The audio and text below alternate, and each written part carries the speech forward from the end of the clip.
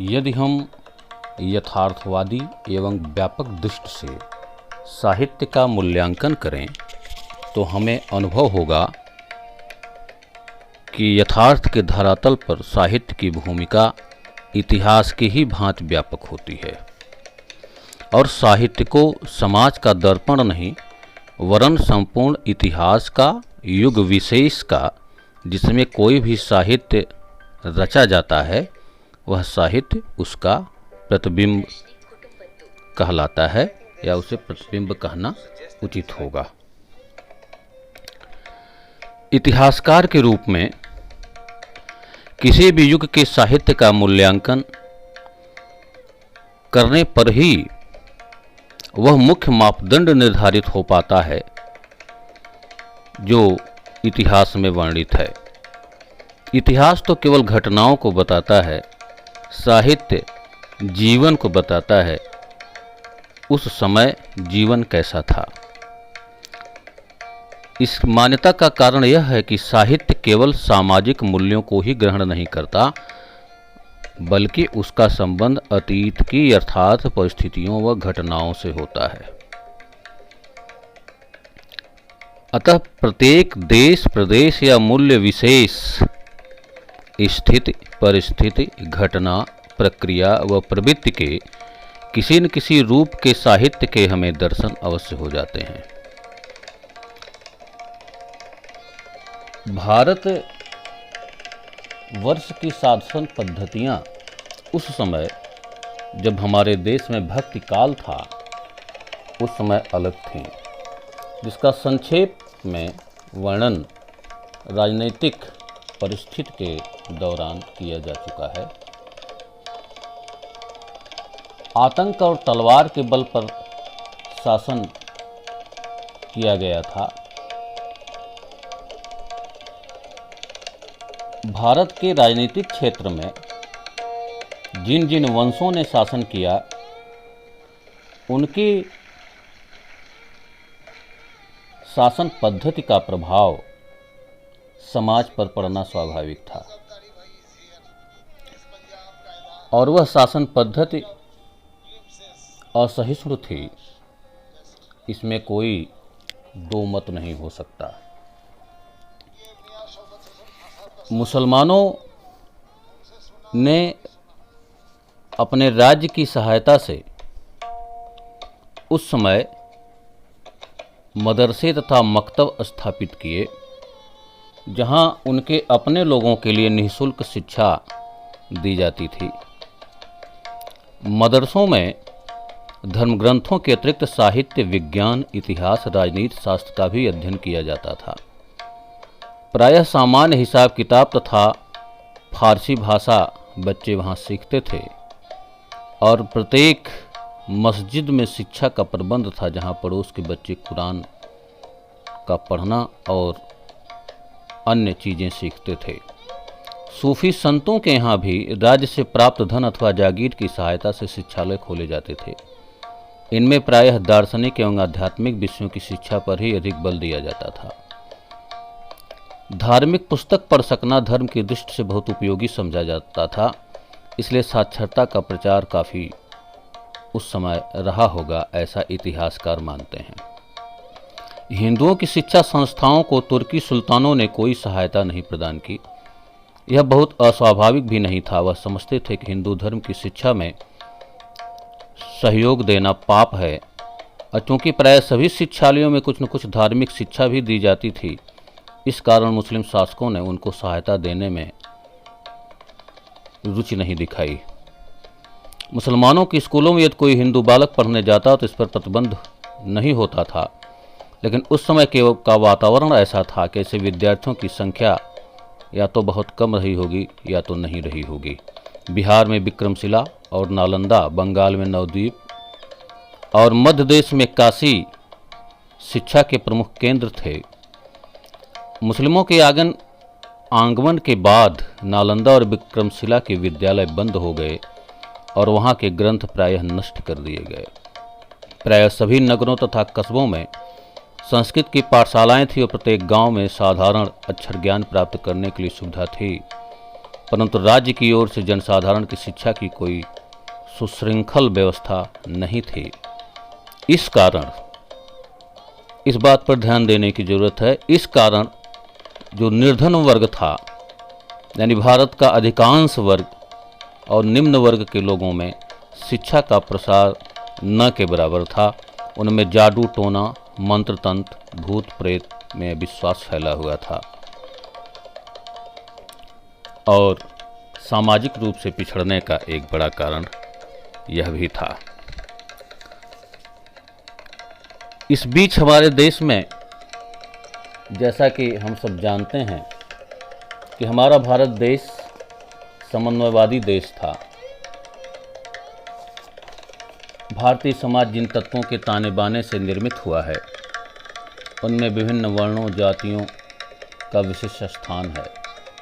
समय समय पर कितने ही मानव मंडलियाँ इस पेशे में आती रहीं, इस देश में आती रहीं, जिनके अपने धर्म थे, विश्वास थे, रीत थी, रस्में थीं, आचार विचार पद्धत थी, संस्कार थे एवं अभ्यास थे।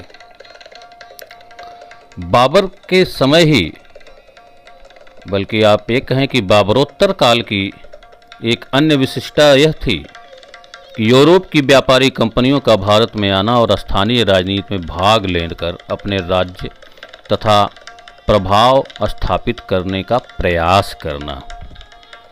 मतलब हमारे देश में मुगलों, पठानों, सैयद, लोदी वंश आज जो तुर्क तमाम की जो चर्चा हो चुकी है, उसके अतिरिक्त यूरोप की व्यापारिक कंपनियां भी आईं और यहाँ राजनीति में भाग लेकर अपने राज्य तथा प्रभाव को स्थापित करने की चेष्टा कर रही थी। यूरोप के नाविक तथा अन्य पूर्वी देशों के जलीय मार्ग की खोज बहुत दिनों से कर रहे थे। 15वीं सदी के अंत में सन 1498 में वास्को डी गामा ने अफ्रीका महाद्वीप का चक्कर लगाकर कालीकट बंदरगाह पर लंगर डाल दिया और इस भांति पूर्व तथा पश्चिम का संबंध स्थापित किया। पुर्तगालियों ने इससे लाभ उठाकर अपनी व्यापारिक कंपनियों की भारत की ओर द्रुत गति से भेजा।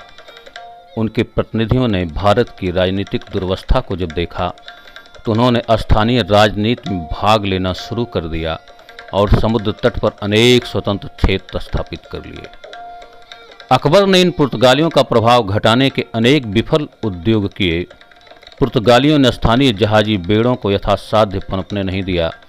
जो स्थानीय जहाजी बेड़े थे अकबर के, उसको पुर्तगाली नष्ट कर देते थे, उनको व्यवस्थित रूप नहीं होने देते थे। इसलिए अकबर का पुर्तगालियों का प्रभाव घटाने का जो प्रयास था वो असफल रहा। पुर्तगालियों ने समुद्र में अपना प्रभुत्व बनाए रखा। अकबर के समय से ही डच और अंग्रेज व्यापारिक कंपनियों का भारत की ओर ध्यान आकृष्ट हुआ। कुछ समय बाद फ्रांस तथा डेनमार्क की कंपनियां भी भारत आईं। औरंगजेब की मृत्यु के पूर्व इन कंपनियों ने प्रायः व्यापार की ओर विशेष ध्यान दिया और साम्राज्यवादी मंसूबों को कार्यान्वित करने का अवसर नहीं पाया। परंतु 18वीं शताब्दी में भारत इन कंपनियों के राजनीतिक कुचक्रों के प्रांगण में के रूप में तब्दील हो गया और अंत में उनमें से एक ने मुगल, मराठा, सिख तथा अन्य स्थानीय शासकों को हटाकर दबाकर धीरे धीरे अखिल भारतीय साम्राज्य स्थापित कर लिया।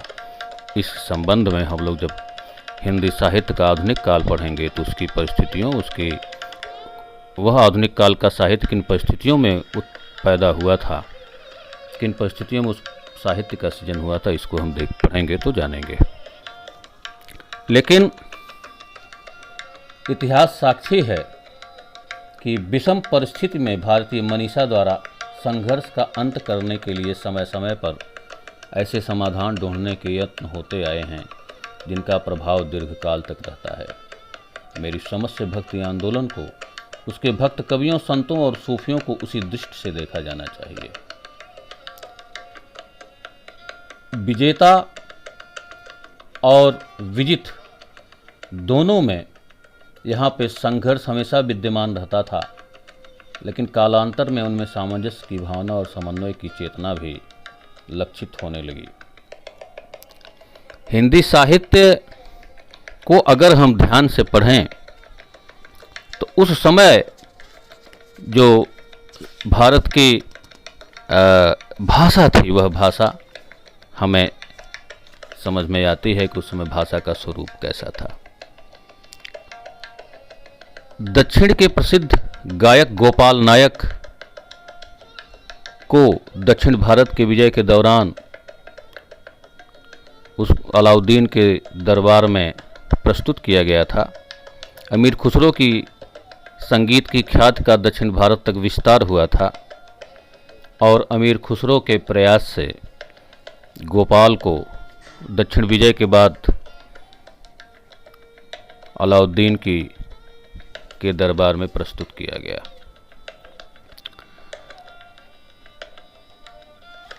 गोपाल ने एक ध्रुपद अलाउद्दीन की प्रशंसा में गाया, उसको आप सुने, उससे आप यह अनुमान लगा सकते हैं कि उस समय भारतीय भाषा भारत में हिंदी भाषा का क्या स्वरूप था। धक दलन रे प्रबल नाद सिंहनाद बल अपबल वक्कबर, कुडान धीर अडान मिलावत चपल चाय अचपल अक्कर, गीत गावत नायक गोपाल विद्यावर, सह सिनाही साही निसाही साही निसाही अलावर्दी तरप डिली नरेश जाके वसुधा सुचित तू तक घर। इस प्रकार से आप उस समय जो अलाउद्दीन के समय हिंदी भाषा किस रूप में थी, इसको आप देख सकते हैं। हिंदुओं में वर्ण व्यवस्था जाति व्यवस्था में तब्दील हो गई थी। मध्यकाल में उसमें ऊंच नीच की भावना बढ़ गई थी। मध्यकाल आते आते उसमें और जटिलता बढ़ गई।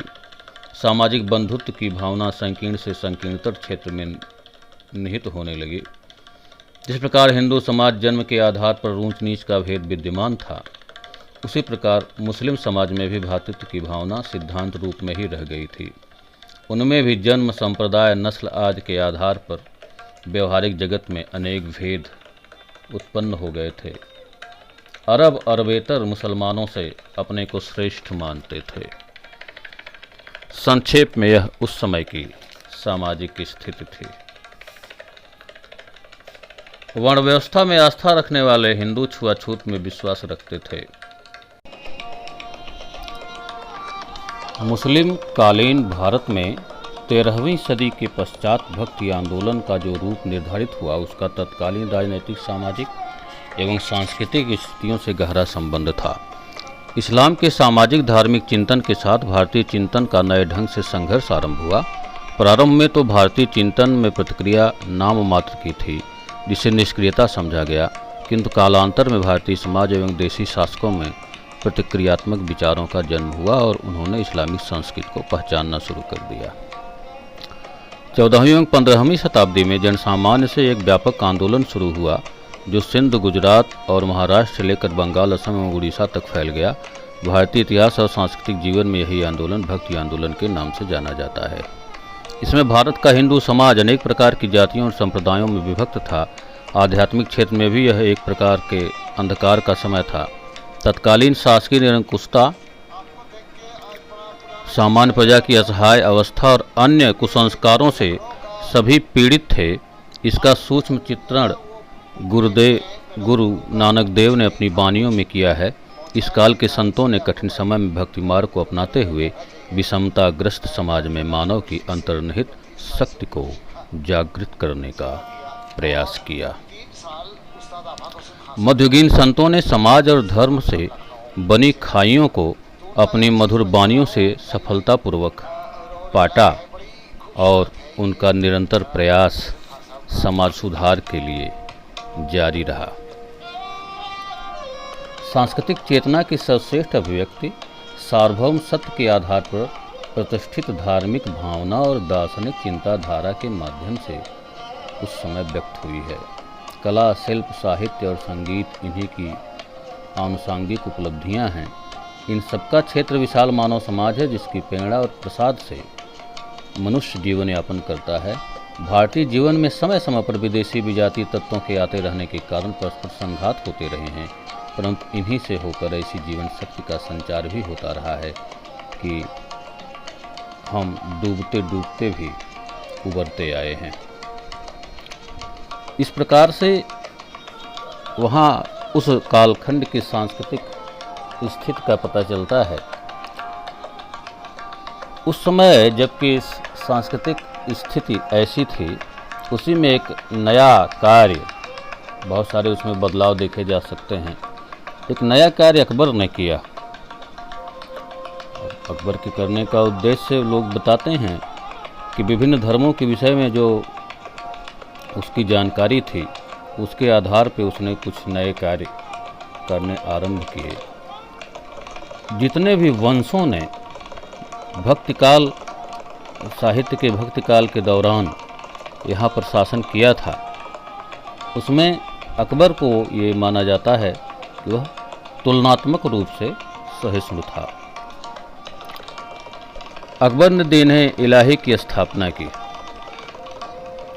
और दीन इलाही में जो कुछ भी उसने उसके सिद्धांत बनाए, उसको अपने मस्तिष्क में सोचा और अबुल फजल के द्वारा लिपिबद्ध कराया। और एक चीज़ और, उस समय अकबर का शासन चूँकि इस्लाम के शासन की जड़ों को गहरा कर देने वाला था, तो अकबर के संबंध में बहुत सारी बातें चर्चित भी हुई। और अकबर ने धार्मिक जीवन में उसके आध्यात्मिक अनुभव थे या नहीं, लेकिन इतिहासकारों ने लिखा है कि अकबर आशीर्वाद अथवा फूंक करके रोगों को अच्छा कर देता था। इस परिस्थिति में अकबर ने कुछ धर्म तथा आचरण के सिद्धांत स्थिर किए और उसने उसको तय किया कि इनको जो लोग मानेंगे उसको दीन इलाही कहा जाएगा।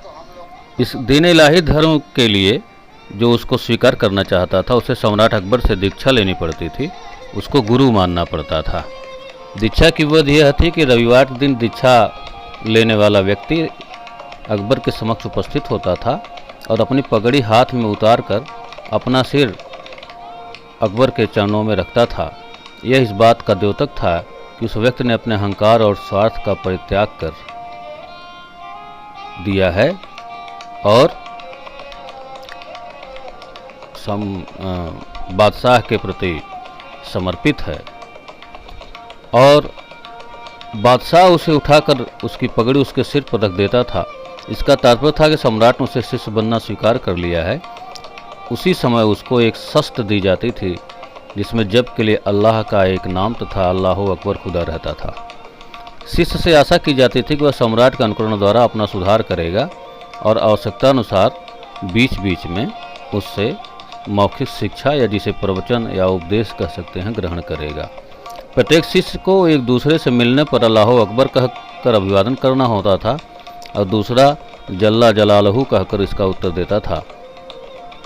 मृत्यु के बाद दिए जाने वाले श्राद्ध भोज को इलाही धर्म दीन इलाही धर्म में जीवन काल में ही देना होता था, ऐसी मान्यता थी। अपने जन्मदिन के अवसर पर प्रत्येक व्यक्ति को एक प्रीति भोज का प्रबंध करना पड़ता था और दान देना होता था ताकि उसका परलोक सुधरे। तो इस प्रकार से दीन इलाही धर्म की स्थापना अकबर ने की। अबुल फज ने लिखा है कि सम्राट शिष्य बनाने के पक्ष में उदासीन और कभी कभी विरुद्ध रहता था, तो भी लोगों के प्रति आग्रह करने पर उनकी प्रार्थना मान लेता था। इस भांति सहस्त्रों व्यक्ति उसके शिष्य बन चुके थे और उसके जो प्रमुख शिष्य थे उसमें अबुल फज, फैजी, शेख मुबारक और राजा बीरबल का नाम भी लिया जाता है। तो इस प्रकार से अकबर ने ऐसा माना जाता है कि उसने धार्मिक सहिष्णुता दिखाई थी और समन्वय करने का प्रयास किया था। अकबर ने ईसाइयों को अपने यहाँ प्रचार की पूरी अनुमति दी थी और ईसाई धर्म का उसने प्रचार प्रसार करने के लिए जो वहाँ पर आए थे उन पर उसने किसी भी प्रकार का कोई प्रतिबंध नहीं लगाया था। उस समय की भक्तिकाल की जो प्रवृत्तियां हैं वह भावुकता का उच्छलन नहीं है और न केवल उन्हें आध्यात्मिक उत्थान के लिए व्याकुल आत्मा की उपज माना जा सकता है। भक्ति साहित्य किसी क्षणिक भावावेश का अथवा इंद्रियजन्य भावोन्माद की अभिव्यक्ति मात्र नहीं है, अपितु वह ठोस तथा उर्वर धरातल की उपज है। प्रत्येक युग में उस युग का कार्य करने वाले व्यक्ति उत्पन्न होते हैं। भक्ति आंदोलन के जो कवि थे, भक्त और संत दोनों कवि, इसी उद्देश्य के लिए उनका उद्भव हुआ था। वह समय विकट था, झंझावातों का था, अंधेरा गहरा था, मानवता त्राहिमाम कर रही थी। सबको एक उजाले की उत्कट प्रतीक्षा थी जिसके माध्यम से उस अंधेरे से, उस संकट से उबरा जा सके। भक्ति आंदोलन ने उसे एक दिशा दी। हर युग में चुनौतियां आती हैं, हर युग में अंधेरा गहराता है। भक्तिकाल में भी आया। उस समय के भक्तिकाल के कवियों में अपने समय के अंधेरे के खिलाफ जनता के समक्ष एक बेहतर विकल्प प्रस्तुत किया, एक समाधान दिया। एक रचनाकार की सबसे बड़ी जिम्मेदारी होती है कि वो अपने कठिनतम सच से सामना करना सीखे और वह अपने वक्त के कठिनतम सच से सामना करता भी है और उसमें रचना के द्वारा निरूपित विश्वास को अपने समाज की प्रतिरोधी शक्ति के रूप में खड़ा करता है। इस प्रकार से भक्ति आंदोलन की जो सामाजिक सांस्कृतिक स्थिति है उसका वर्णन आपके सामने संक्षेप में किया गया। भक्त काल में जो परिस्थितियां थीं उसमें उसको यदि देखा जाए इतिहासकार बर्नियर के शब्दों में, तो उस समय जो हिंदू थे उनके सामने बहुत सारी विकट स्थितियां थीं। बर्नियर ने लिखा है कि हिंदुओं के पास धन संचित करने के कोई साधन नहीं रह गए थे। उनमें से अधिकांश को निर्धनता, अभाव एवं आजीविका के लिए निरंतर संघर्ष में जीवन बिताना पड़ता था और जो प्रजा थी उसके रहन सहन का स्तर बहुत निम्न कोटि का था और करों का सारा भार उन्हीं पर था। ये हिंदू समाज पर बहुत सारे कर ठोक दिए गए थे। वो तुगलक वंश से लेकर के मुगल वंश तक इसको देखा जा सकता है। आचार्य परशुराम चतुर्वेदी ने लिखा है कि दैनिक जीवन, रीत रस्म, रहन सहन, पर्व त्यौहार आज की दृष्टि से तत्कालीन भारतीय समाज सुविधा संपन्न और असुविधाग्रस्त इन दो वर्गों में विभक्त था। प्रथम वर्ग में राजा महाराजा, सुल्तान, अमीर, सामंत और सेठ साहूकार आते थे जिनमें मनमाने ढंग से वैभव प्रदर्शन की उल्लासपूर्ण प्रवृत्ति पाई जाती थी। द्वितीय वर्ग में किसान, मजदूर, सैनिक आदि आते थे जो घरेलू उद्योग धंधों में लगी सामान्य जनता थी, जो प्रथा परंपरा का पालन कर संतोष की सांस ले लिया करती थी। हिंदुओं में जात पात के बंधन दिन प्रतिदिन कठोर होते जा रहे थे, किंतु उसके प्रति भी आवाज़ भक्त आंदोलन की कवियों ने उठाई।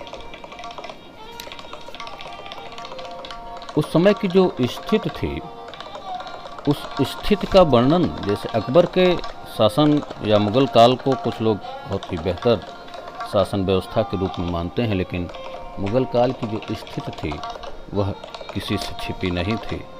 और उसका एक छोटा सा उदाहरण मिलता है जब तुलसीदास ने अपनी कवितावली में उस समय की स्थिति का वर्णन किया है। खेती न किसान को, भिखारी को न भीख बलि, बनिक को बनिज न चाकर को चाकरी, जीविका विहीन लोग सीध्यमान सोच बस, कहें एक एकन सौ कहाँ जाई का करी। ये भयावह परिस्थितियां उस समय समाज की थीं। उन पंक्तियों से तत्कालीन स्थिति का पता चलता है।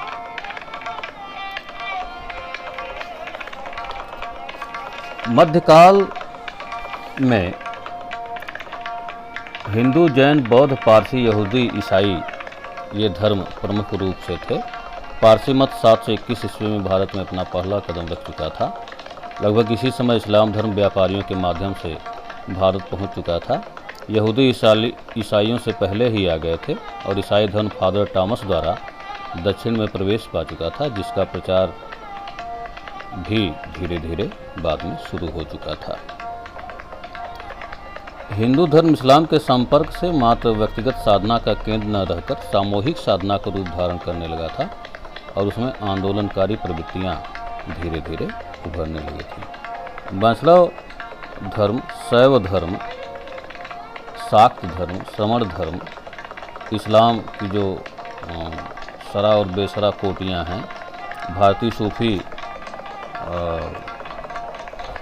तथा अन्य छोटे छोटे संप्रदाय जैसे बंगाल में धर्म ठाकुर, सहजिया, बाउल, सत्यपीर, कर्ता भाजा आदि संप्रदाय, उड़ीसा का पंचसखा संप्रदाय, महाराष्ट्र का वारकरी और महानुभाव संप्रदाय, ये उस समय धीरे धीरे पनप रहे थे और उस समय ललित कलाएं भी विकसित हो रही थी। वास्तुकला, मूर्तिकला, चित्रकला और संगीत कला, उसमें हिंदू और मुस्लिम संस्कृति का उस पर प्रभाव देखा जा सकता है। उस समय की हिंदी का स्वरूप अगर देखना होगा तो हम लोग भक्ति काल के साहित्य में विस्तार से देखेंगे, लेकिन एक दो उदाहरण मैं आपके सामने प्रस्तुत करते हुए इस बातचीत को समाप्त करूंगा। श्रीधर नाम के एक कवि, जिनको अकबर के दरबार में कवियों का जाना, उनकी हाजिरी बजाना पसंद नहीं था, उन्होंने एक कविता लिखी है। उस कविता के द्वारा आप उस समय की भाषा का स्वरूप देख सकते हैं। श्रीधर ने ऐसे सभी कवियों को फटकार लगाते हुए एक प्रभावपूर्ण सवैया लिखा था। वो हमेशा कवियों के अकबर के दरबार में जाने के विरुद्ध थे। वे लिखते हैं कि अब के सुल्तान भये फुहियान से बांधत पाग अटब्बर की, नरकी नरकी कविता जो करे तहीं काटिए जीव सुलब्बर की। एक श्रीधर आस है श्रीधर की, नहीं त्रास है को बब्बर की, जिनको नहीं आस कछु जग में, सो करो मिलियास अकब्बर की। इस प्रकार की भाषा का स्वरूप हमें उस समय दिखाई देता है। खिचड़ी भाषा का एक स्वरूप खुसरो के एक छंद को देख करके लगाया जा सकता है। जैसे उन्होंने लिखा कि जहाइल मिस्कीम कुन तगाफुल दुराए नैना बनाए बतियाँ, किताब हिजरा न दारम ऐजा न लेहु काहें लगाए छतियाँ। रहीम की भाषा का एक उदाहरण उस समय आपके सम्मुख प्रस्तुत है। फारसी और ब्रज भाषा और शुद्ध संस्कृत और खड़ी बोली का मेल उनकी भाषा में आप देख सकते हैं। दृष्टवा तत्र विचित्र तंता, दृष्टवा तत्र विचित्रताम, तरुलताम मैं था गया बाग में, काची तत्र कुरंग सावन यना, गुल तोड़ती थी खड़ी। ये रहीम की खिचड़ी भाषा है। हिंदी फारसी मिश्रित कविताएं एक कवि गंग थे, उन्होंने भी लिखा था, कौन घड़ी करिहें बिधना जब रूमें आया दिलदार मुबीनम, आनंद होए तबे सजनी दर वसले चार निगार नसीनम। ऐसा माना जाता है कि अकबर भी जब तब हिंदी में कुछ दोहा लिख दिया करता था, कुछ दोहे शाहजहां ने भी लिखे थे। उससे भी उस समय की भाषा के स्वरूप का पता आप पा सकते हैं। बीरबल की मृत्यु पर, हालांकि बीरबल जो है वो एक युद्ध में मारे गए थे। एक कवि एक लतीफ़ा सुनाने वाले व्यक्ति को अकबर युद्ध में भेज दिया, बात को समझ नहीं आते, लेकिन युद्ध में वे मारे गए थे। उनकी मृत्यु का समाचार सुन करके अकबर दुखी हो गया था। उसने एक सोरठा कहा था, दीन जान सब दीन एक न दीन हो दुसह दुख, सो मोह अब दीन कछुक न राख्यो बीरबल। इस प्रकार से हमें अकबर भी दोहा सोरठा लिखा करता था, उसका एक उदाहरण आपके सामने प्रस्तुत किया। शाहजहां भी लेखन कार्य करता था। औरंगजेब के अत्याचारों से पीड़ित होकर के शाहजहां ने एक सवैया लिखा था, जनमत ही लख दान दियो अरु नाम रख्यो नौरंग बिहारी, बालहि सो प्रतिपाल कियो अरु देश मुलुक दियो दल भारी, सो सुत वैर बुझे मन में धरि हाथ दियो बंदसार में डारी, शाहजहां बिनवै हरिसों बलि राजीव नैन रजाय तिहारी। इस प्रकार से हिंदी साहित्य के भक्ति आंदोलन का प्रारंभ दक्षिण भारत के आलवार भक्तों की परंपरा में हुआ। उत्तर भारत की राजनीतिक, सांस्कृतिक, सामाजिक परिस्थितियों ने उस आंदोलन के प्रचार प्रसार में अपना महत्वपूर्ण योगदान दिया। मुस्लिम शासकों की धर्मांधता और इस्लाम के बलात् प्रचार एवं क्रूर धार्मिक नीति ने भी उत्तर भारत में हिंदू जनता में भक्तिभाव को दृढ़ता प्रदान की।